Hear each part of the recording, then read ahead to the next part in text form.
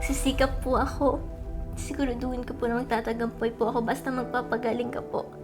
Kasi gusto ko na yan dun kay. Gusto ko makita mo ko na isang successful na engineer.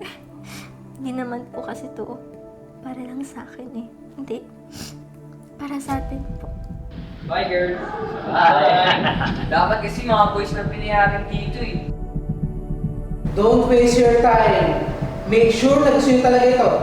Okay? Ang akin lang naman na makatapos ka ng kursong tatanggapin ka ng mga tao at rerespetuhin ka. Akala nila hindi ko kaya. Pero nandito na ako ngayon. Lahat tayo may karapatan mangarap. Kahit mahirap, kahit babae.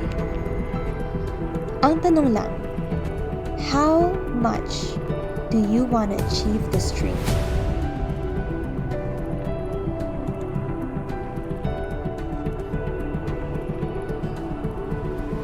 Lagi mong tatandaan, anak.